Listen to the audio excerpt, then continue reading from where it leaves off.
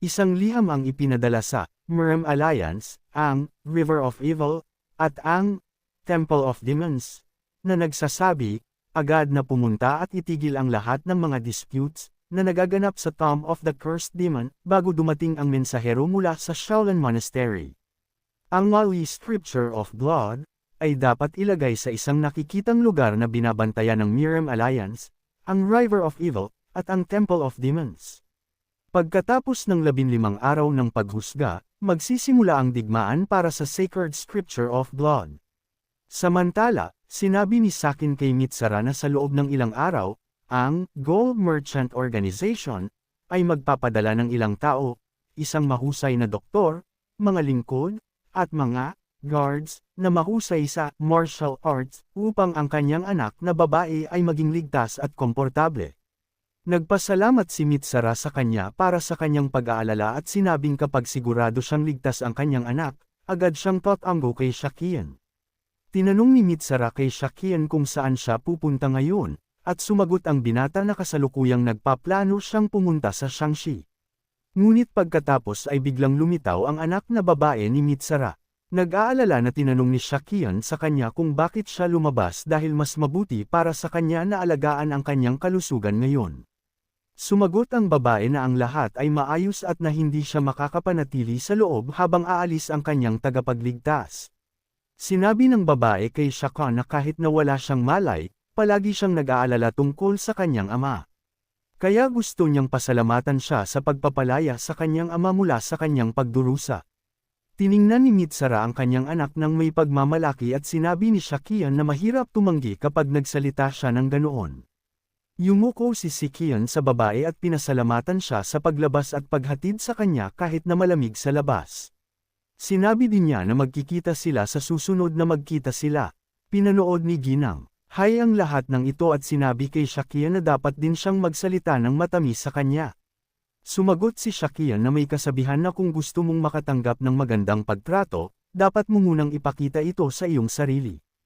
Ang guard ng ginang ay tumugon pa rin ng matalim sa lahat ng mga pahayag ni Shakian.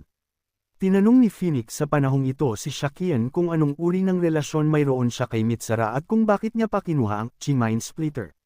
Sumagot si Shakian na may dahilan para sa lahat, at natural para sa mga kasangkot sa isang bagay na maging mausisa. Sumagot si Phoenix na naisip niya na may karapatan siyang malaman. Sinabi ni Shakian na ang mga pangyayari na nakapaligid kay Mitsara ay hindi ganoon kahalaga. Pinalitan ni Shakian ang paksa at tinanong si Phoenix kung sinabi niya sa kanya na kasangkot siya sa Gold Merchant Organization. Sumagot ang babae na mayroon si Shakian na sinabi na mayroon silang kamangha-manghang kakayahan na makahanap at magtipon ng mga mapagkukunan at sa pamamagitan ng paghiram ng pananaw na ito, nagawa ni Shakian na kunin muli si Mitsara. Iyon lang. Pagkatapos ay tinanong ni Ginang Hi kung ano ang tungkol sa Mind and Chi Divider, kung saan sumagot si Shakian na napakaraming mapanuring mata doon at dapat silang mag-usap sa ibang pagkakataon.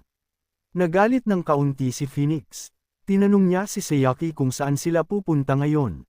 Sumagot si Shakian na pupunta sila sa Tomb of the Cursed Demon. Agad na nagtanong si Phoenix kung ang layunin niya ay ang Blood Scripture. Sumagot si Shakian na iyon nga. Hinulaan na ni Shakian ang War of the Seven Blades, ngunit ang Mind and Chi Divider ay ginamit ng Dark Heaven Faction sa nakaraan upang magsimula ng isang demonic war sa pagitan ng Demon Temple at Blood Temple. Ang Shaolin Monastery ay hinayla din. Ngunit dahil sa mga pampulitikang gawain ng pangunahing digmaan, hindi sila makakapagpadala ng maraming tao. At pagkatapos ng 10 taon, natapos ang mga matagal na digmaan. Ngunit ang impluwensya ng Murm ay hamina ng kapansin-pansin. Ito ay humantong sa katotohanan na maraming mga mata ang inilagay sa nangingibabaw na posisyon. At dahil ito ang Dark Heaven Faction, tiyak na magdadala sila ng isang bagay bukod sa Blood Scripture sa susunod. Ang digmaan ay hindi maiiwasan. Alam ni Shakian na anuman ang ginagawa niya ay hindi sapat. Ngunit determinado siyang pigilan ang digmaan sa anumang halaga. Ang pinuno ng Dark Sky Faction ay nagtataka kung sino si Shakian sa panahong ito, dahil hindi pa niya narinig ang pangalan na iyon noon. Pagkatapos noon, tinawag ng pinuno ng Dark Heaven Faction, ang babae sa kanya, tinatawag siyang Heavenly Jade. Tinanong ng babae kung ano ang nangyari. Tinanong ng pinuno sa kanya kung mayroon siyang anumang bagay kay Shakian. Sumagot ang babae na may higit sa isang sokan sa mermaid. Nawala siya agad pagkatapos ng digmaan. Sinabi din ng subordinate ng pinuno na ang mga random guys na nagpapanggap bilang iba ay isang sakit pa rin sa ulo at pinayuhan ang pinuno na huwag mag-focus sa pangalan na iyon. Sinabi din ng subordinate na tiyak na hindi siya ang Young Phoenix ni Hosen kaya maaari siyang i-cross off sa listahan. Bukod pa rito, ginamit niya ang kanyang immunity sa libu-libong lason upang akitin ang Poisonous Phoenix. Pagkatapos ay tinanong ng pinuno kung totoo na walang ganoong karaming unlimited limit masters. Sumagot ang babae na aabutin ng maraming oras. Pagkatapos ay sinabi ng pinuno na ito ay isang hula lang, ngunit siya ang maaaring nakakita sa Tomb of the Cursed Demon. Tinanong ng babae kung sigurado siya. Sumagot siya na ang lahat ay posible dahil mula sa impormasyon na natanggap niya ginamit niya ang sikat na Turbo Blade, at ang katotohanan na itinatago niya ang kanyang pagkakakilanlan ay labis na nag-aalala sa pinuno at kahit na ang babae ay nahihirapan na malaman ang anumang bagay tungkol sa kanya. Sinabi niya na ang Master na ito ay may closet full of skeletons. At kahit na lumabas na dalawang magkaibang tao ang mga ito ay sulit pa rin na malaman ang tungkol sa kanya. Samantala sa daan ay tinanong ni Miss Hai si Shakian kung siya ang Swordsman of the Phantom Bow. Kinumpirma ni Shakian ang impormasyong ito. Tiningnan ni Hai ng masama ang binata at tinanong kung paano niya ito hindi na itago. Ngumiti si Shakian at sinabing napakaraming butas sa kwento. Tiningnan siya ni Phoenix at sinabing medyo nababato siya sa kanyang katapatan. Pagkatapos ay sinabi ni Shakian sa kanya na nagtapat siya ng tapat at hiniling sa kanya na itago itong isang lihim. Sumagot si Phoenix na nalaman na niya ito dahil kung ibunyag niya ito, kailangan niyang mag-alala tungkol sa lahat ng mga mandirigma mula sa mga makapangyarihang pamilya. Tumango si Shakian. Tinanong ng ginang ang binata kung may nakakaalam ba tungkol dito. Sumagot si Shakian na siya lang at pati na rin ang Gold Merchant Organization, at Zoo at Mitsara. Sinabi ni Phoenix na lalo siyang nagiging mausisa. At kahit na si Shakian ay isang acolyte ng sikat na faction, kakaiba na ang gayong isang aesthetic, ay malapit sa isang organisasyon sa kalakalan. At ang katotohanan na alam ni Shakian ang lokasyon ng Mind and Cheese Splitter, habang kahit na ang Mirama ay hindi alam ay mas misteryoso. Sumagot si Shakian na oo, itinago niya ito hanggang ngayon, ngunit ang kanyang martial art. At pagkatapos ay nagsimulang sumigaw si Phoenix na ayaw niya siyang putulin sa kanyang walang kaparirikon kapag nagsasalita siya. Ipinapalagay ni Phoenix na gumamit si Saki ng ilang uri ng trick nang manalo siya sa kanya o gumamit siya ng mga tao sa paligid niya, o marahil ay sinaktan niya ang inflated ego ng giant. Samantala, sa Tomb of the Cursed Demon, ipinakita ng demon ang sacred scripture sa mongheng Shaolin, si Haffa. Nagsimulang pag-aralan ni Haffa ang aklat ng maingat. Lahat sa paligid niya ay nagtanong sa kanya bawat segundo kung ito ay peke. Sinabi ng monghe na hindi, ito ang orihinal at walang duda na ito ang Holy Scripture of Blood. Pagkatapos ay tinanong siya kung bakit niya ito isinara sa sandaling nagsimula siyang magbasa.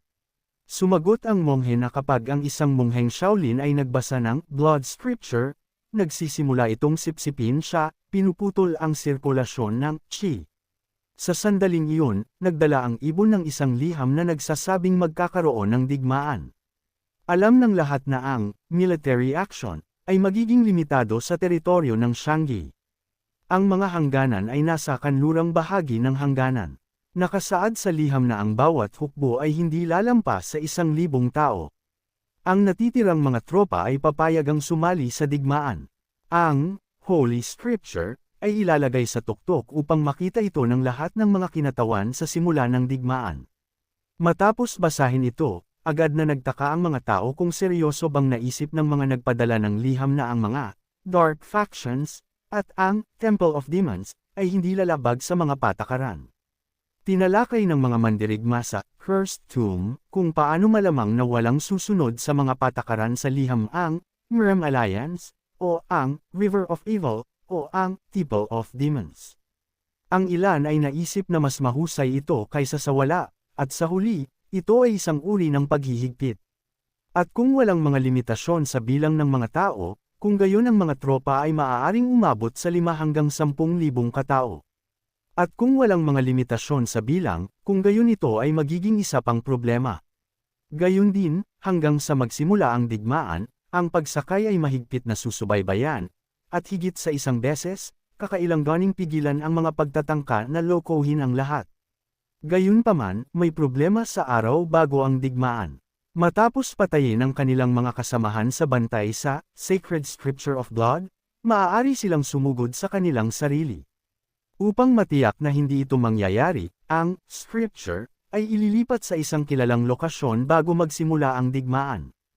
Ang ikaapat na panuntunan ay kung ang isang hukbo ay lumabag sa isang kinakailangan, kung gayon ang iba pa sa laban para sa katarungan ay maaaring magkaisa at parusahan ang lumabag. Naniniwala ang mga mandirigma na ang taong nag-isip ng mga panuntunang ito ay isang tunay na henyo. Ito ay ang strategist ng Mrem Alliance, ang Wise Dragon mismo. Samantala, sa timog na bahagi ng Shanisa, Mrem Alliance Base, nakatanggap si Namong ng balita na dumating ang Poisonous Phoenix. Sumagot si Namong na wala siyang narinig na anumang bagay tungkol sa Tang Clan of Sichuan na nakikibahagi sa digmaan. Sinabi ng informer na sa pagkakaunawa niya, hindi ito ang kaso. Batay sa ulat na natanggap ng informer, sinabi ng Poison Phoenix na hindi siya dumating bilang isang kinatawan ng Sichuan Tang Clan. Idinagdag din ng informer na mayroong ilang mga mandirigma mula sa Tang Clan, kasama siya pati na rin ang isang disipulo mula sa Hosen Faction at isang mandirigma mula sa Gold Merchant Organization. Halos walang imik si Namong mula sa narinig niya. Alam ni Saki Iya na upang makuha ang Sacred Scripture of Blood, kailangan muna siyang makibahagi sa War of the Seven Blades. Kahit na maaari siyang pumunta sa ilalim ng pangalan ng Young Phoenix of Hosen, madali nila siyang sipain sa pamamagitan ng pagsasabi na hindi siya bahagi ng pangunahing puwersa. Itinakda ni Shakia ng target. Una, ang Sacred Scripture of Blood, at pagkatapos ay ang lahat ayon sa plano. Isang especially iya para sa Dark Heaven Faction. Ang War of the Seven Blades ay hindi isang labyrinth tulad ng Tomb of the Cursed Demon, kaya hindi ito aabutin ng higit sa isang taon. Ang Dark Sky Faction, at ang especially iya nito ay sinusubukang gamitin ng banayad ang sitwasyon sa pamamagitan ng paglalagay ng isang bitag. Kapag namatay ang hindi mabilang na mga tao, bubuo sila ng isang relasyon ng utang at sama ng loob. At kung mangyari iyon, kung gayon malamang na magkakaroon ng isang malaking digmaan. Magsisimula ang panahon ng digmaan. At naintindihan ni Shakian na kailangan niyang pigilan ito sa anumang halaga. Dumating si Sek at ang ginang sa base. At biglang may tumawag kay Sek na tinatawag siyang commander. At ano ang sorpresa ng lalaki nang makita niya ang kanyang mandirigma na siya in front of him lady. Tiningnan niya ang mandirigma at sinabing si Chin ay isang pagsabog ng kapangyarihan. Pagkatapos ay tinanong siya ni Chan na ipakilala ang sarili. Inalis ni Madam He ang kanyang belo at lahat ng naruroon ay walang imak sa pagkakita sa Poisonous Phoenix sa harap nila. Sinabi ni Chin na ito ang kanyang unang pagkakataon na makita si Lady Phoenix, at siya ay talagang napakaganda. Sumagot ang ginang na pinupuri niya siya dahil siya mismo ay medyo kaibig-ibig. Nahihiyang tinanong ni Chin kung ano ang kaibig-ibig sa isang muscular woman. Ang kanilang usapan ay pinutol ni Shakian na nagsabi kay Koryong na marahil ay naintindihan na niya na tinawag sila ni Shakian upang makibahagi sa War of the Seven Blades. Idinagdag din ni Shakian na kung gusto nilang umalis kung gayon iyon ang kanilang karapatan at sumusumpa siya na magkakaroon ng parusa. Sumagot si Chin na alam ng pinuno na sasabihin iyon ni Shakian. Kaya tinanong niya sila ng 1,000 beses ng maaga. Sumagot si Shakian na naintindihan niya at iminungkahi na magsimula sila sa mga tagubilin. Ipinakilala niya ang Poisonous Phoenix ng Sichuan Tang Clan at ang mga mandirigma nito. Ipinakilala din ni Coron ang sarili kay Ginang. Hi! Pagkatapos ay sinabi ni Shakian na ang dahilan ng kanilang pagtitipon ay upang ang Sacred Scripture of Blood ay hindi mapunta sa kamay ng River of Evil o sa mga Temples of Demons. Idinagdag din ni Shakyan na bagaman naisip niyang makibahagi sa War of the Seven Blades, upang mapanatili ang kapayapaan sa Mirim, imposible na gawin ito ng mag-isa. Pagkatapos ay tinanong ni Koryang si Shakyan na tigilan na ang pagbibiro at sabihin ang totoo. Kung tutuusin, hindi ba dahil gusto niyang makuha ang isang bagay para sa kanyang sarili? Tinanong din ni Ginang, hay si Shakyan na sabihin ang totoo dahil hindi niya alam kung ano ang pinaplano niya. Biglang, ang lahat ng mga mandirigma sa paligid niya ay nagsimulang tumawa at sinasabi na ang kanyang mga biro tungkol sa kapayapaan ay napaka-nakakatawa. Si Shakyan ay nasa isang tunay na pagkalito.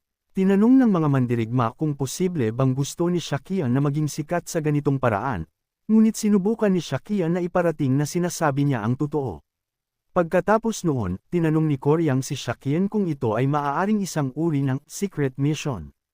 Sumagot si Shakyan na hindi. Sinabi ni Ginang, hay na gusto niyang kulutin ang kanyang mga labi, ngunit may dahilan sa likod nito, kaya nagpigil siya at hiniling kay Shakyan na sabihin sa kanya ang lahat sa ibang pagkakataon. Samantala, si Namong ay na-inform na nakatanggap siya ng isang tugon mula sa Poison King, na nagsabing ang clan ay hindi kasangkot at na ang kanyang anak na babae ay isang poisonous phoenix sa kanyang sarili. Sinabi ng subordinate kay Namgang na walang plano ang Poison King na magpadala ng mga reinforcements. Wala siyang pakialam sa hiling para sa tulong sa digmaan, kaya maaari siyang gumawa ng anumang desisyon. Sinabi ni Namong na narinig niyang walang awa ang King of Poisons sa kanyang mga anak, at may sikat na kasabihan na ang isang leon ay inihahagis ang kanyang mga anak sa isang talampas. Tinanong ulit ni Namong ang kanyang subordinate kung ang lahat ay talagang maayos. Sa panahong ito, lumapit si Phoenix kay Namong at sinabing malinaw ang lahat. Sa panahong ito, tinitingnan ni Saki si Namgang ng maingat. Alam niya na ito ang Great Void Swordsman, sa harap niya at nakinuha niya ang buhay ng maraming mandirigma ng Demon Temple. At ang pagbanggit lang ng kanyang pangalan ay nagpagat sa kanilang mga ngipin. Sa kanyang edad, maaari na siyang magretiro. Ang bayani na lumaban sa Dark Sky Faction hanggang sa huli. Sa panahong ito, napansin ni Namong ang kakaibang tingin ni Shakyan. Humingi siya ng paumanhin at sinabing nag-iisip siya. Tiningnan ni Namong si Shakyan ng maingat at naaalala na narinig niyang natalo ang Poisonous Phoenix ng 2 beses sa disipulo ni Hozan at malamang na ito ang parehong binata. Sinabi ni Namong kay Miss Hai ng direkta na nag-alinlangan pa rin siya na ginagawa niya ang tamang bagay. Gayunpaman, wala siyang dahilan upang pigilan sila at siya ay para sa ito kung gusto nilang lumaban sa panig ng mamali. Dumaan sina Sai Ikan at Lady He sa tabi ng mga mandirigma na humanga sa hindi kapani-paniwalang kagandahan ng babae at hindi makapaniwala sa kanilang mga mata na siya ay nakatayo sa harap nila. Gayun din, sinabi ng lahat sa paligid na si Shakyan ay ang parehong Young Phoenix of Hozan, at hinangaan din nila siya. Naglalakad sina Shakyan at Phoenix sa kanilang landas nang biglang may tumawag sa babae at binati siya. Ipinakilala ng lalaki ang sarili at sinabing ang kanyang pangalan ay Chongjong at isang karangalan para sa kanya na makilala ang Poisonous Phoenix ng 5 Dragons and 3 Phoenixes. Nagtataka si Shakyan kung sino ito sa panahong iyon. Sinabi ni Ginang, hay sa binata na dapat siya ay mula sa minor branch ng Tesant Faction, at natutuwa siyang makilala siya. Tinanong ng babae kung ano ang gusto niya. Sinabi ni Chongjong na bago siya magpaliwanag, gusto niya siyang hayaan siyang ipakilala ang kanyang mga kasamahan. Isa sa Lone Sword Group ng Sun Faction na nagngangalang Kwak. Sinabi niya na ang Phoenix ay napakaganda. Ang pangalawa sa Hansen Faction's Flower Sword Group na nagngangalang Anan ay binati si Miss He. Tiningnan ni Shakyan si Ainin at hindi niya masabi kung ang babaeng ito ay talagang isang disipulo ng Hansen Faction. Sa 5 evil factions na gumagamit ng daan ng espada, ang Hansen Faction ay nasa napakasamang termino sa Hozan Faction. Ito ay dahil ang 24 na Chop Plum Fiddle style ay itinatag ng isang excommunicated disciple ng Hozan Faction. Mula noon, ang Hansen Faction ay nagkaroon ng masakit na pakiramdam sa kanila. Kahit hanggang ngayon, naintindihan ni Shakia na gaano man sila koyo sa kanila. Samantala, tinanong ni Miss Phoenix kung sino ang susunod.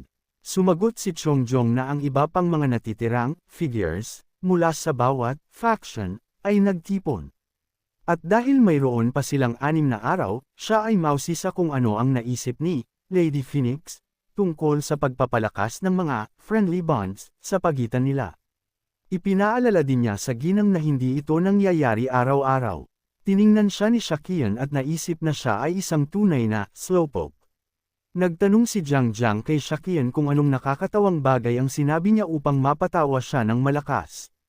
Pagkatapos ay tinanong ni Shakian sa kanya kung nagpasya siyang makipagkaibigan sa halip na bigyang pansin ang kanyang mga tao para sa natitirang 6 na araw. Hindi inaasahan, nagsimulang tumawa si Anen at tinawag si Shakian na isang dumbass.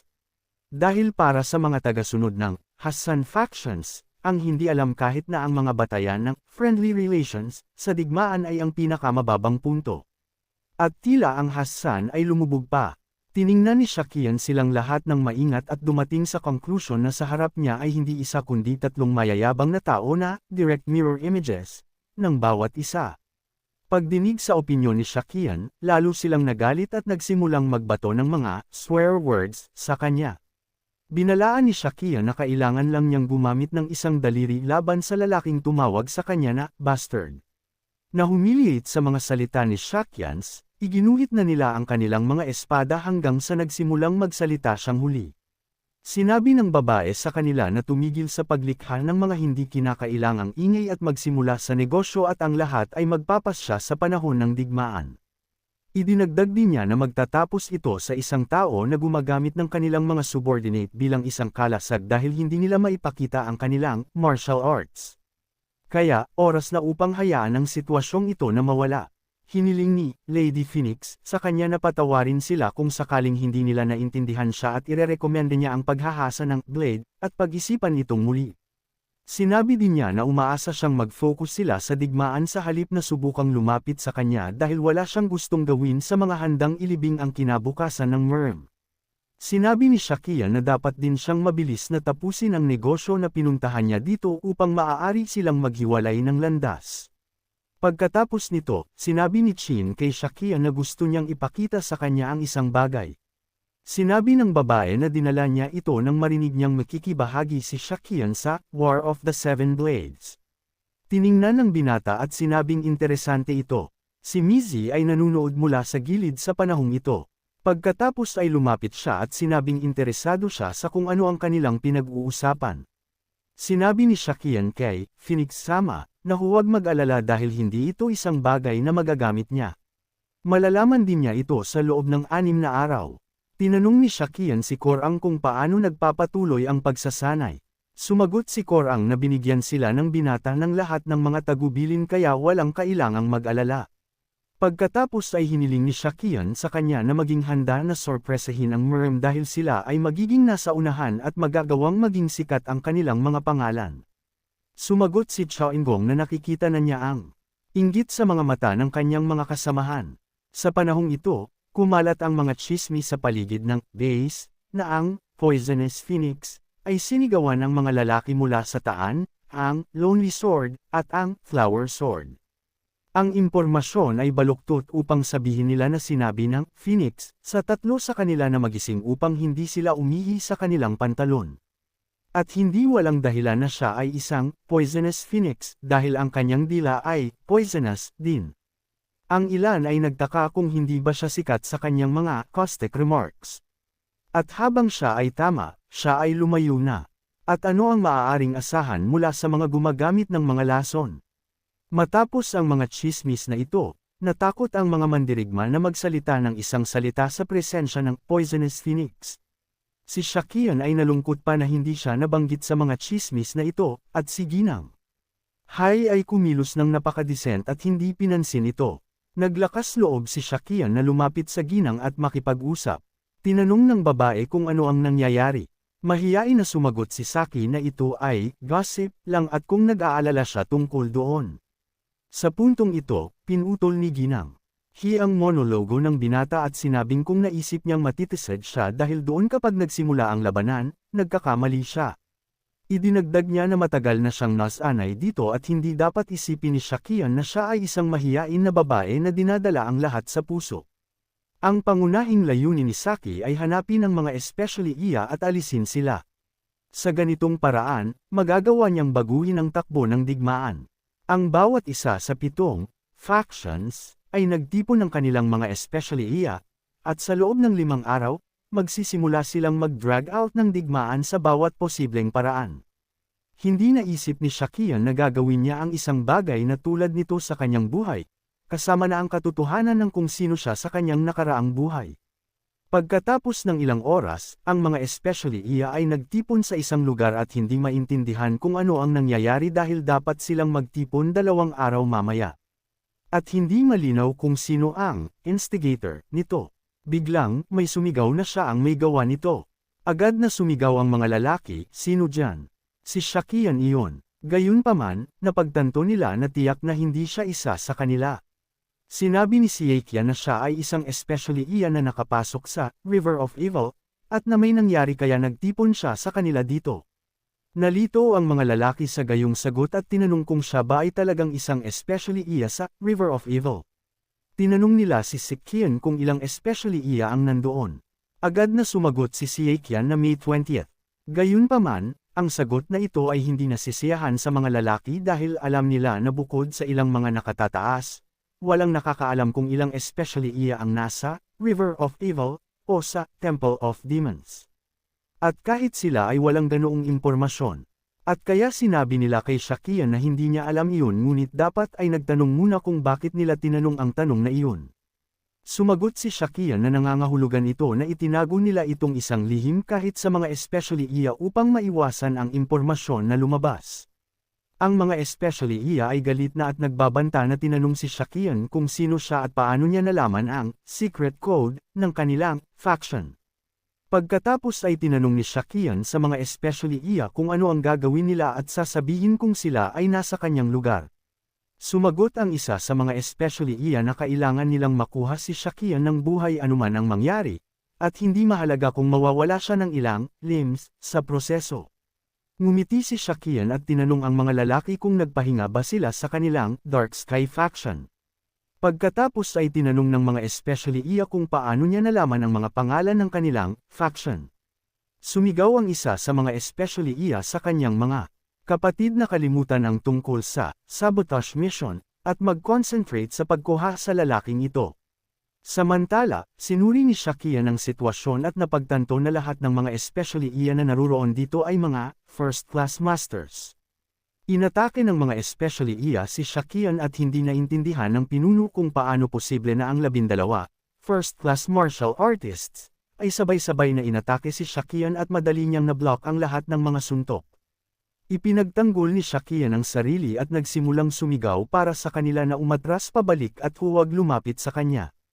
Gayunpaman, syempre, inatake ng mga especially iya. Hinarap ni Shakian ang isang especially iya pagkatapos ng isa pa. Ikalat niya ang mga ito sa iba't ibang direksyon tulad ng mga langaw. Nagsimulang magtanong ang mga especially iya kay Shakian kung sino ba talaga siya. Sumagot si Shakian na sigurado siyang narinig ng mga especially iya ang pangungusap na ito ng 12 kung hindi man daan-daang beses. Idinagdag din ni Shakian na mas mabuti para sa kanila na hindi malaman kung sino siya. Pagkatapos noon, lumapit siya sa isang especially iya at ginamit ang Purple Sword Technique. Pagkatapos ay naintindihan ng isa sa mga especially iya na si Shakian ay gumagamit ng Weisen Sword, at ito ang Art of the 24-Step Blossom Sword, at kung ano ang nasa harap nila ay isang Blooming Swordsman. Sinabi ni Shakian na nakikita rin niya ang pinaghalong mga bagay sa harap niya. Kunloon 13, Cloud Dragon Swords. Tessen 79, Evening Glow Swords. Senador Sham, Valley Sword Art. Hansen, Lonely Pine Sword Art. Ang mga especially iya sa panahong ito ay nagtataka kung paano ang isang namumukadkad na espadachim ay maaaring dumating ng mag-isa at nag-alinlangan na siya ay talagang isang namumukadkad na espadachim. Mayroon lamang 24, Blooming Swordsman, at palagi silang nagtatrabaho sa mga grupo ng hindi bababa sa 2. Dahil sila ang elite of Wasan, ang bawat galaw nila ay sinusubaybayan. Matapos nito, nagpa siya ang mga especially iyan na baguhin ang kanilang plano at hayaan si Shakia na mapatay sa pamamagitan ng pag-atake ng buong lakas, umaasa na matatalo nila siya sa ganitong paraan. Nagpa siya ang mga especially iyan na papatayin muna nila siya at pagkatapos ay susuriin ang bangkay. Tinanong muli ng mga especially iya si Shakian kung sino siya at kung ito na ang kanyang huling sagot.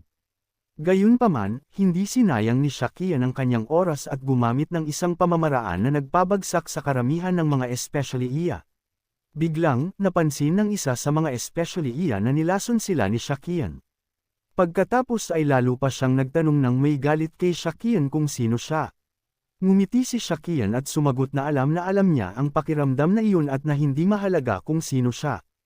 Nag-iwan ang binata ng ilang especially iya na buhay at sinabing pumunta at iulat kung ano ang nangyari. Iulat ang hindi kilalang halimaw na saken ng Wasan faction. Pagkatapos nito, lumapit si Shakian sa mga especially iya na pinatay niya at napansin na ang kanilang mga mukha ay hindi makikilala. Bukod pa rito, ang kanilang mga pagkakakilanlan ay ganap na hindi makikilala. Nagpa siya ang binata na kailangan niyang bumalik. Samantala, sa pulong ng Murem, tinatalakay nila kung paano nangyari na ang 21 Street Class Masters of the Arts ay nawala. Ipinapalagay ng ilang tao na ito ay dapat na isang Evil River o isang uri ng demonic cult at malamang na nagpadala sila ng mga assassins. Tinanong ng isa sa mga miyembro ng pagpupulong kung bakit napakakalmado ng Namong clan. Sumagot si Namong na may pagdududa na hindi sila pinaghihinalaan. Biglang, inutusan ni Chief Namong ang lahat na agad na kumalma at isara ang kanilang mga bibig.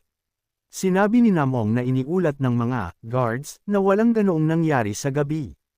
Nangangahulugan ito na ang 20 tao ay umalis ng kusa. Kaya naman inutusan ni Namong na ang unang gagawin ay ihinto ang pag-aalinlangan sa kanilang mga kaalyado. At marahil iyon ang sinusubukan na makamit ng River of Evil at ng Temple of Blood. Sinabi din ni Namong na gusto niyang magsagawa ng isang investigasyon at ang digmaan sa Secret Scriptures ay magsisimula sa loob ng 4 na araw at ngayon ay hindi ang oras upang ayusin ito dahil kailangan nilang palakasin ang kanilang depensa. Tinanong ng isang miyembro ng pulong si Namong kung iminungkahi niya na baliwalain lamang nila ang nangyari dahil ang kanilang mga kapatid at estudyante ay nawalan na parang magic.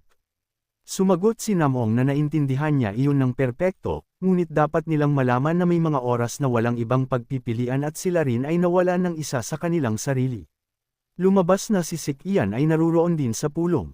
Sinabi ni Namong na kung magtalaga sila ng mga tao upang mag-imbestiga, ang lupa sa ilalim ng kanilang mga paa ay hindi magiging matatag sa darating na labanan. Si Namongan ay malapit nang magpadala ng isang mensahe sa center upang hilingin ang poor faction. Si Siekian sa panahong ito ay naisip na ang Sage of the Highest Summons ay isang mahusay na tao. Naintindihan din ni Saioka na walang mga especially iya sa Namong clan at tila napakahirap na ipasok sila sa mga marangal na clans. At bukod pa rito, kung ang mga especially iya ay nalantad o nawala muli, ang pagdududa ay babagsak muna sa Namong clan, at iyon ay maghahasik ng mga binhi ng hindi pagkakasundo sa alliance.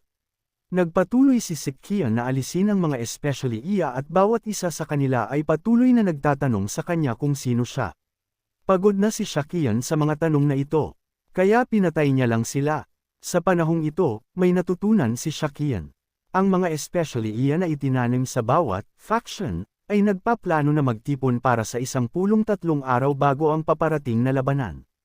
Gayon din mamaya, gusto nilang makipag-ugnayan sa bawat squad dahil ang pagkakakilanlan ng mga especially iya sa Murem Alliance ay isang lihim.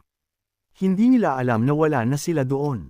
Alam ni Shakian na sa kasamaang palad ang araw ng pulong ay 2 araw na ang layo at kung mayroon siyang isa pang araw na matitira, ang takbo ng mga pangyayari ay magbabago. Naintindihan ng binata na ang kalangitan ay malapit nang pumasok. Nang sumunod na araw, iniulat ng Dark Sky Faction na hindi lamang may mga especially iya sa Murem Alliance, kundi lahat ay nawala sa River of Evil. Hindi naintindihan ni Sky kung paano ito posible. Sinabi ni Scorpio na may isang tao na parang multo ang nagbibiro sa kanila. Sinabi ni Niba na maaari na nilang ipagpalagay ng may kumpletong kumpiyansa na may isang taong nakakaalam tungkol sa kanilang pag-iral at iyon ay hindi kapanipaniwala. Sinabi ni Scorpio sa langit na kung hindi niya babaguhin ang kanyang isip, magtatapos siya sa pagiging walang alam at iyon ay kay abangan. Sinabi ni Scorpio na sasabihin niya kina Marak at sa Sky Jade na hanapin ang mga nakakaalam tungkol sa kanila at malamang na magtaksil sa kanila. Hiniling din ng Scorpion sa Sky na pumunta at hanapin ang taong ito at dalhin siyang buhay dahil ang kanyang halaga ay mas mataas kaysa sa halaga ng War of the Seven Swords. Pagkatapos ng 3 araw dumating ang mismong araw na iyon. Ang mapalad na araw para sa ilan, masaya para sa iba ang pinakakakilakilabot. Bawat faction ay naisip na ang Sacred Scripture of Blood ay pag-aari ng kanilang faction. Bawat isa sa kanila ay handa para sa anumang bagay. Una ay may debate at mga insulto sa pagitan ng mga factions na bawat isa ay sinisisi ang isa. Umabot ito sa punto na sila ay naglaban-laban. Itinakda ng Demon Faction ang sarili nitong layunin na pumatay at magnakaw sa lahat upang turuan sila ng isang aralin na ito ang kapangyarihan sa faction na namumuno sa lahat. Ang mga kaalyado ng Alliance ay mas pinigilan at nagsimulang ipagtanggol ang kanilang sarili. Ang War of the Seven Swords ay nagsimula. Isang tunay na massacre ang nagsimula. Lahat ng human factors ay nawala mula sa battlefield. At may isang taong nakakita ng kanyang masarap na morsel at naniwala na siya ngayon ay isa sa mga pinakamahusay. Ngunit pagkatapos ay tatakbo ang isa pa at papatayin siya para sa parehong piraso. May isang tao na mag-e-enjoy lang sa pagpatay at magiging isang tunay na halimaw. Ang kapatid ay lumaban sa kapatid, na nagsasabing walang mga kamag-anak sa digmaan. Gayunpaman, para sa bawat ganoong daredevil, may isa pa. Tunay na kadiliman at katatakutan. Ang pagsulat ng dugo ay tila nagmamay-ari sa lahat ng naruroon sa massacre na ito. Ang ilan ay hindi na nagbigay ng halaga dito, ngunit lumaban hanggang sa huli. Biglang, ang blood writing ay nahulog sa kamay ng isang lalaki mula sa Demon Faction. Ang kanyang mga mata ay kumikinang, at sinabi niya na ang demonic art ay dapat na pag-aari ng Demon Clan.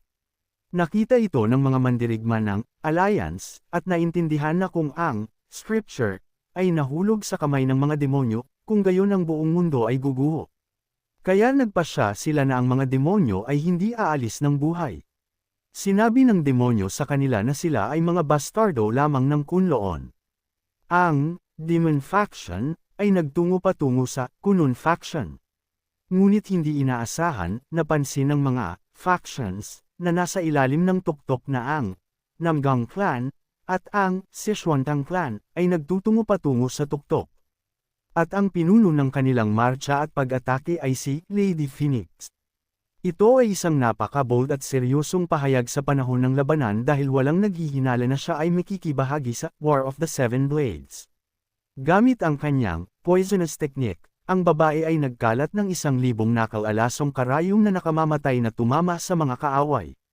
Sumigaw ang mga sundalo na ito ay isang paputok na ulan ng mga karayom ng pear blossom. Ang ilan ay sinubukan na magtago sa ilalim ng mga katawan ng mga patay upang iligtas ang kanilang sariling mga balat. Ang ilan ay gumamit ng mga buhay na tao bilang cover. Biglang, inutusan ng anak ni Namang si Lady Phoenix na huminto dahil sila ay umaatres. Naintindihan ni Yang Namong na ang King of Poisons ay maaaring hindi interesado sa kaligtasan ng kanyang anak, ngunit magiging may utang siya sa kanila sa pag-aalaga sa kanya. Huminto si Lady Phoenix at si Namong at ang kanyang squad ay kinuha ang mga bagay sa kanilang sariling mga kamay. Nais niyang matikman ng kaaway ang lahat ng kalupitan ng Blue Sky ng kanilang clan. Ang Namgon Clan ay lumaban ng may dignidad. Ngunit maraming mga kaaway, at bawat mandirigma ay gustong magpahinga. Tinanong ng isa sa mga mandirigma si Shakian kung gaano katagal nila mapapanatili ang mga bagay na ito. Sumagot si Shakian na maaari lang nila itong gamitin ng isang beses, kaya kailangan nilang maghintay. Ang Demon Faction ay tila nabaliw. Nagsimula silang sunugin ang lahat sa kanilang daan. Ang kanilang layunin ay sunugin ang lahat sa lupa. Para sa Demon Faction, ito ay isang tunay na kagalakan. Sinunog nila ang mga kaaway at sinabing alam nila kung paano sumayaw. Biglang, lumitaw si Namong at nagsimulang sumigaw, paano nila ito ginawa sa mga buhay na tao. At walang blood writing na sulit sa gayong pang-aabuso. Tinanong ng pinuno ng demonyo si Namong kung naintindihan niya kung gaano karaming beses nilang sinira ang kanilang mga plano. Ngunit ngayon ay susunugan nila ang lahat at kukunin ang Sacred Scripture of Blood. Patuloy na sumigaw si Namong na hindi ito mangyayari. Habang ang Kunloon Faction ay nakikipaglaban sa Demon Faction, ang isa sa mga pinuno ng isa pang faction ay ninais na mabilis silang magpatayan upang ang Scripture ay maging kanila. Biglang, isang hindi kilalang tao ang lumitaw at nagtanong kung paano niya naglakas loob na subukang gumamit ng demonic techniques para sa kabutihan sa halip na aisil ang mga ito. Ang Daredevil na ito ay si Jeong Jong mula sa Tesant Faction. Tinanong ng pinuno ng faction kung ano ang ginagawa ng binata na ito dito dahil inaasahan niya ang mga big shots tulad ng One Branch Sword, Flower Sword, at Namong John. Sinabi ni Jiang na sila ay nagtungo sa front line, at ang kanilang mga espada ay sasagutin ang mga puwersa ng dalawang demonic factions sa River of Evil. Tungkol sa kanya, ang Hand of Flying Flowers, mas mabuting sumuko. Nagsimulang tumawa si Bland at nagtanong kung seryoso ba siya sa pagtulong ng mga plano ng kanyang panig sa kanya at narinig niyang ang mga elite students ay mga idiots, ngunit hindi sa ganoong kalaki. Tinanong ni Han si Jiang kung ilang suntok ang naisip niyang kayang tiisin mula sa kanyang Sword of One Branch. Dahil itinuring ni Han sila na pinakamayabang at walang alam na mga idiots, at na mabilis niyang tatapusin ang binata na ito. Nagpatuloy si Yang Namong na lumaban, inutusan niya ang kanyang mga mandirigma na ipakita sa kanila ang lakas ng Namong clan. Biglang may tumawag kay Namong at sinabing nakita niya na buhay pa si Namong. Tumingin sa likod si Namong at nakita si Xiaomin sa harap niya. Kinilala ni Chiang ito bilang ang Lightning Victory Blade of the Siam Clan, at pagkatapos ay bumalik ang mga alaala kina Xiao Namong at Sman. Ang Namong Clan ay matatagpuan sa Anhui habang ang Sman Clan ay matatagpuan sa Zhujiang. Dahil sa kanilang lokasyon, ang mga clans ay malapit. Gayunpaman, bilang mga marangal na clans ng Light and Dark Factions, sila ay mga kaaway. Sila ay mga kaibigan. Ang mag-asawang ito ay walang pagbubukod. Sila ay nag-aaway mula pa noong sila ay mga elite students, at ang kanilang ill-fated relationship ay nagpapatuloy hanggang ngayon. Ngayon, naintindihan ni Shakia na sa huli, nagkita sila sa Great War of the Seven Blades. Hindi naintindihan ni Yang Namong kung ano ang ginagawa ng Sman Clan dito dahil wala siyang narinig na sumali sila sa digmaan. Sinabi ni Shakia na ito ay nagpapatunay lamang sa katotohanan na ang Dark Faction ay hindi sumusunod sa mga patakaran, at tila may mga 100 sa kanila. Nagalit si Namong at ang kanyang squad, at tinawag ang Simon Faction na mga kasuklam-suklam na duwag at na pagkatapos nito hindi na nila dapat tawagin ang kanilang sarili na mga martial artists. Nagbunyi ang Sman Faction at sinabing kailangan lang nilang tingnan ang mga mayayabang na blonde snobs na iyon dahil seryosong susundin ng mga idiots na iyon ang anumang mga patakaran. Sinabi ni Sman na maswerte siya na si Lady Phoenix mismo ay naruroon din dito. Idinagdag din ni Sman na sa wakas ay tatapusin niya ito at sa pamamagitan ng pagpatay kay Namgang, kukunin niya ang Poisonous Phoenix para sa kanyang sarili. Agad na nagbigay ng utos si Naming na protektahan ang dalaga at walang awa para sa duwag na bastardo na ito. Nagsimulang gumamit ng teknik si Suman kay Namong. Ibinunyag ni Sina pinabuti niya ang kanyang Lightning Blade techniques at natutunan ang 18-step Heavenly Blade upang patayin si Namong. Sumagot si Namong na wala siyang pakialam kung ano ang natutunan ni Sman dahil ang mga puny tricks ng kanyang clan ay hindi tugma para sa Namong Clan Sword. Inatake siya muli ni Sman at sinabing malalaman nila ngayon. Ginamit ni Sman ang technique ng Wide Blue Sky Sword, at pagkatapos ay napagtanto ni Namong na hindi siya nagbabluff. Naintindihan ni Nam na hindi ito gagana at sa bilis na ito ang Hand of Flying Flowers ay kukunin ng Sacred Scripture of Blood para sa kanyang sarili. Hindi niya alam kung ano ang gagawin sa susunod. Sa panahong ito, nagpatuloy si Sman sa kanyang mga pag-atake at tinanong si Namgon kung saan siya tumitingin. Bahagyang nasugatan si Namong at alam niya na kailangan niyang harapin ang sitwasyong ito sa lalong madaling panahon. Bigla, narinig niya ang sigaw ni Chan. Sumisigaw ang babae na makikita na ng lahat ngayon ang Missile Arrow Guidance System, na ginawa lalo na ng henyo ng mga mekanismo na si Shu. Sa ngayon, wala sa mga mandirigma ang nakakaintindi kung ano ang sinasabi ni Chin. Tinanong ni Shakian kay Chayen kung ano yon. Sumagot ang babae na ang Young Master Zhu ay gusto nilang sumigaw iyon kapag nagpaputok sila. Pagkatapos mag-isip sandali, nagpa siya si Shakian na tama si Zhu. Kung tutuusin, siya ay talagang isang mekanikal na henyo. Ipinagmalaki ni Shakian ang mga kakilakilabot na bagay na ginawa ni Zhu nang bigyan siya ng pera. At pagkatapos ay nagsimulang sumigaw ang Dark Faction na hindi tapat ang Namong Faction. Sumigaw si Shakian pabalik na alam niya ito. Isang mandirigma ang sumigaw na nakita niya ang dalawa pa sa kanila doon. Sa sandaling iyon, nagbigay ng utos si Sakan para i-load nila ang mechanism. Napansin ng mandirigma mula sa Dark Faction na ito ang negosyo ng Sichuan Tang Clan. Napansin din niya na si Lady Phoenix ay lumipad na sa kung saan. Agad niyang nagbigay ng utos na sirain ang mga mandirigma ni Shakians. Sumigaw si Shakian na hindi niya papayagan na mangyari ito.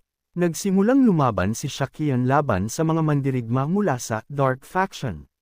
Ginamit niya ang Plum Blossom Sword o 24 na hakbang. Naintindihan nila na kung ginamit niya ang Plum Blossom, nangangahulugan ito na siya ay mula sa Wasan Faction. Matapang na lumaban si Cryang sa panahong iyon. Natalo ng babae ang higit sa isang kaaway. Ipinagmalaki ni Shakian na mayroon siyang mga kaibigan na hindi niya inaasahan na gagawin sa buhay na ito. Sa panahong ito, lumapag si Lady Phoenix, at sa isang galaw ng kanyang kamay ay inalis ang pinuno ng mga mandirigma ng Dark Faction mula sa daan. Pagkatapos nito, itinaas ng babae ang kanyang palad at naglabas ng isang malaking bilang ng mga nakal-alasong karayom sa mga kaaway. Agad nilang naintindihan na ito ang Poisonous Hand of the Scarlet Lotus.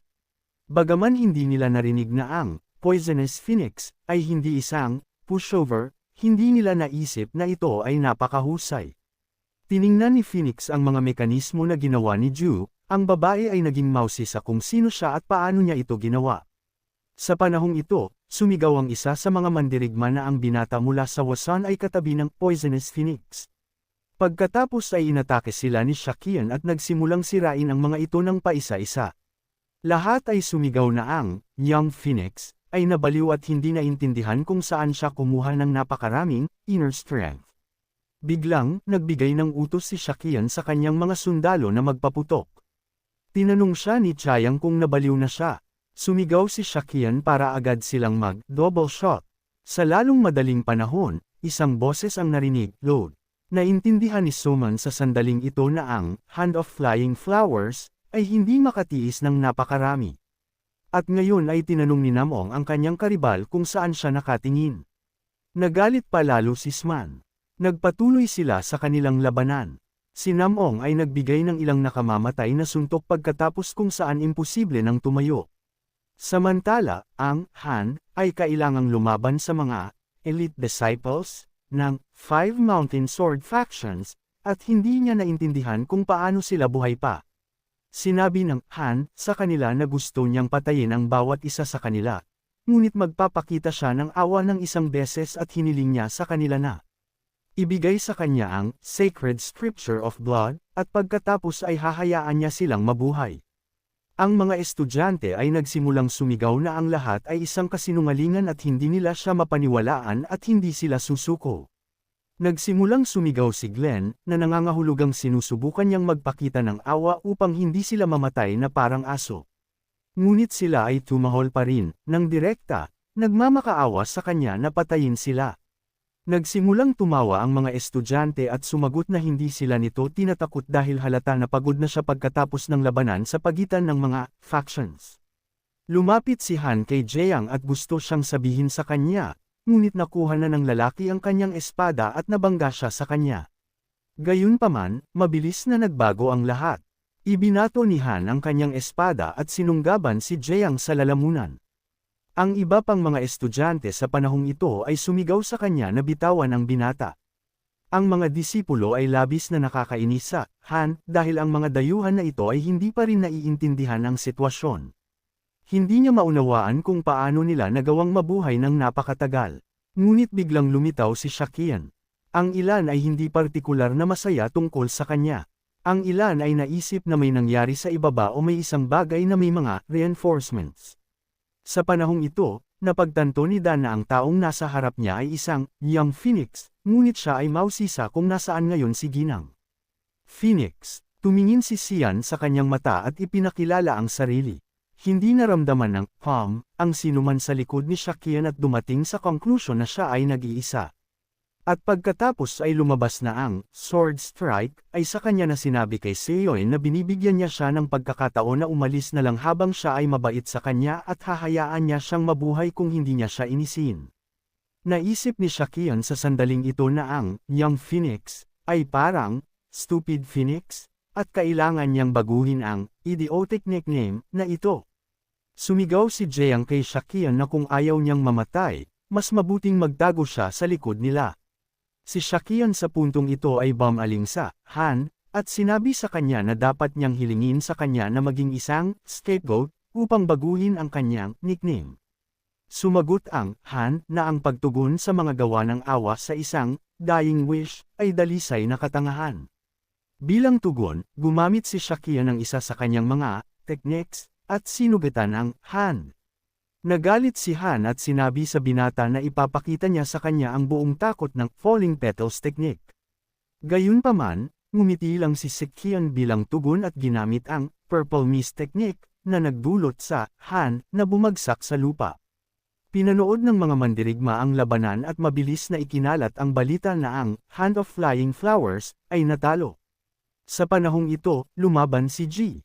Namong sa pinuno ng demonic faction, at tinalo siya. Pagkatapos nito, hiniling ni Namong na huwag mag-alala tungkol sa kanya at alagaan ang natitirang mga mandirigma. Pagkatapos, iniulat ng subordinate kay Namgang na pinatay ni Shakian ang Hand of the Flying Flowers. Hindi makapaniwala si Namong. Idinagdag din ng subordinate na may problema. Ibinigay ni Shakian ang Sacred Scripture of Blood sa Flower Sword, at inutusan itong sunugin. Hindi naintindihan ng babae kung anong uri ng walang kaparirikan ang iminungkahi ni Shakian sa kanya. Inutusan siya ng lalaki na sunugin muli ang Holy Scripture. Sa puntong ito, nagsimulang sumigaw si Jeong na ang Young Phoenix ay ganap na nakalimutan na hindi nila dapat ibalik ang Sacred Scripture sa Shaolin. Sumagot si Shakian na naaalala niya ito. Gayunpaman, naniwala siya na hindi nila dapat gawin ito dahil sigurado siya na ito ay magnanakaw sa panahon ng transportasyon. Nagsimulang, sumigaw si Jiang na sinusubukan lang ni Shakian na makuha ang demonic arts para sa kanyang sarili. Nagalit ito kay Shakian. Idinagdag ni Jiang na ang Young Phoenix ay pinalakas ng inggit at kukunin ang lahat ng kredito para dito. Hindi naintindihan ni Shakian kung ano ang sinasabi niya.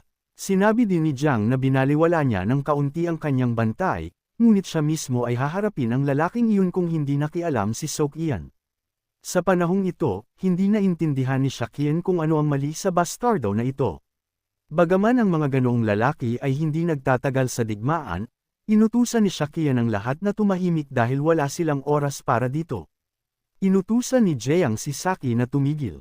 Ang subordinate ay malapit nang pigilan si Jeong at ipinaalala sa kanya na ang lalaking ito ay iniligtas ang kanyang buhay at dapat niyang isipin ang mga chismis na kakalat kung inatake niya si Shakian. Ang mga elite students ay hindi pa rin makapag-let go kay Shakian. Sinabi ni Flower Sword na maaalala niya ang kahihiyan na ito. Nagpumilit si Shakian sa kanyang sarili at ang Sacred Scripture of Blood ay sinunog sa abo. Sa asensya, ang paksa ng digmaan ay wala na. Sa panahong ito, umakyat si Choring sa tuktok at tinanong si Shakian kung ano ang nangyari doon. Samantala, kumalat ang mga tsismis sa nakababatang Namong na pinatay ni Shakian ang Hand of the Flying Flowers, at sinunog ang Holy Scripture sa abo. Pagkatapos nito, inutusan ni Sman ang lahat na agad na umatras. Sinubukan ni Namong na pigilan siya. Gayunpaman, ipinaalala sa kanya ni Sman na wala siya sa posisyon na habulin sila ngayon at naaayusin nila ang lahat sa susunod na pagkakataon. Kaya, walang paksa ng digmaan at walang digmaan mismo. Ang mga mandirigma ay nagsimulang bamulong na ang digmaan ay tapos na dahil sinasabi nila na ang mga Holy Scriptures ay sinunog. Naging kilala sa lahat na si Shakian ang sumunog sa mga Scriptures, at na hindi na siya ang Young Phoenix, kundi ang tunay na Plum Blossom Sword. Samantala, ang pinuno ng Dark Faction ay nagtatanong sa kanyang subordinate kung sino ang mga especially iyan na ipinadala sa War of the Seven Swords. Sumagot siya na sila ay mula sa Kunloon Faction, Kan, Sansan, at Hansen. Lahat sila ay napatunayan na mga martial artists mula sa Mrem Alliance, at sa River of Evil, 20 sa Mrem Alliance, 30 sa River of Evil, at 50 lang. Pagkatapos ay tinanong ng pinuno kung ano ang nangyari sa kanila. Sumagot siya na silang lahat ay pinatay ng isang hindi kilalang martial artist, at na nakatanggap siya ng mga utos mula sa Heavenly Realm, at nagtutungo sa Highlands, upang personal na mag-imbestiga. Sinabi ng subordinate na dumating siya 2 araw bago nagsimula ang digmaan, ngunit walang nakitang mga especially iya, at natapos ang digmaan. Ang pinuno ay bumaling sa Heavenly Scale, at sinabing inaasahan niyang hindi niya papayagan na masunog ang Sacred Scripture of Blood, at kukunin pa ito, ngunit wala siyang ginawa. Ang subordinate ay bumagsak sa kanyang mga tuhod at nagmakaawa sa kanyang nakatataas na patayin siya. Sumagot siya na marami pa siyang gagawin at hindi niya kayang mawala ang gayong talento. Ang subordinate ay patuloy na nagtanong sa pinuno na parusahan siya para sa kanyang kawalan ng kakayahan. Pagkatapos ay sumagot ang pinuno na sa halip ay kinidnap, pinahirapan, at pinatay niya ang kanyang sariling kamag-anak. Para sa gnashing of teeth, sinabi ng subordinate sa pinuno na labis siyang nagpapasalamat sa kanya para sa kanyang awa. Ang pinuno ay ngumiti ng masama at sumagot na natutuwa siyang marinig iyon. Pagkatapos nito, tinawag niya ang Celestial Sphere sa kanya. Tinanong ng pinuno sa kanya kung kumusta ang kanyang kamay. Sumagot siya na salamat sa malinis nitong hiwa, wala siyang naramdamang sakit at labis siyang nagpapasalamat sa kanya para sa kanyang atensyon at awa.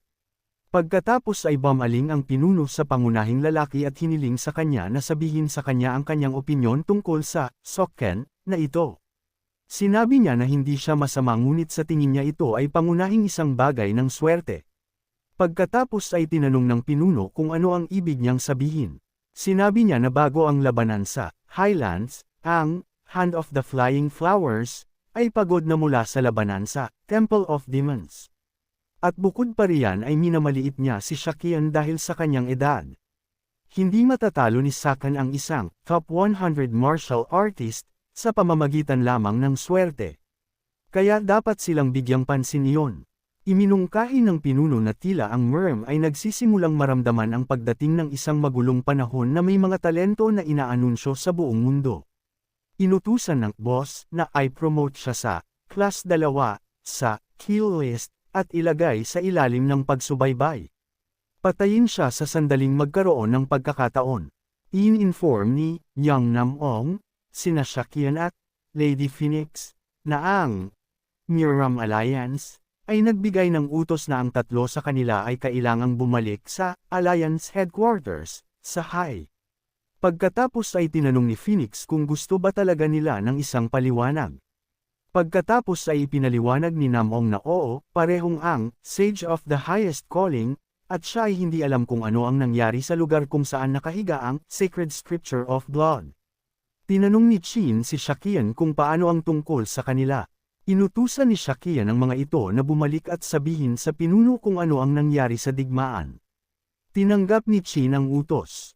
Samantala, kumalat ang mga tsismis na ang tunay na Plum Blossom Sword ay napaka-capable.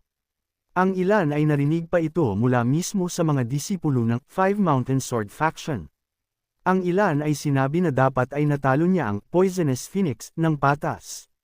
Nagawang marinig ni Sakan ang mga chismis na ito at kung gaano siya kasaya nang marinig niya ang mga salitang, Lotus Squad True Plum Blossom Sword, sa lahat ng ito. Sa sandaling iyon, tinanong ni Phoenix si Shakian kung alam niya na mayroon siyang talagang nakakatakot na mukha ngayon na nagbigay sa kanya ng goosebumps. Tumawa si Shakian at sumagot na sinasabi nila na ang mga tao ay nagiging berde sa inggit. Hindi nakakagulat na mayroon siyang goosebumps na may berdeng kulay. Tiningnan siya ni Phoenix at inutusan siyang magpatuloy kung gusto niyang umubo ng berdeng dugo. Sinabi ni Sai Aiken kay Phoenix na sa kanilang daan patungo sa Murm Alliance, makikilala nila ang kanyang kaibigan, ang Wise Dragon. Inisip ni Sik na hindi siya dapat kumain kasama ang babaeng ito sa ngayon. Sa lalong madaling panahon dumating sila sa Half-Murm Alliance. Tumingin sa paligid si Shakian at nag-enjoy sa kapayapaan dahil ang War of the Seven Swords ay malapit nang lumala sa isang Great Confrontation sa pagitan ng Light and Dark factions. Ngunit natapos ito sa literal na isang araw. Ang mga buhay ay naligtas at nagpatuloy silang mabuhay, na binabago ang hinaharap. Naintindihan ni Shakian na walang nakakaalam kung paano babaguhin ng impluwensyang ito ang lahat. Biglang, may tumawag kay Shakian at sinabing matagal na silang hindi nagkita. Tumalikod si Shakian at nakita ang parehong Master Strategist na nakatayo sa harap niya. Siyempre, si Sang iyon. Sumagot si Sang na walang kailangang formalities. Sa puntong ito, napagtanto ni Shakian kung bakit siya tinawag na Handsome Jade Prince. Like, comment, share, and subscribe naman dyan mga ito go. Maraming salamat po.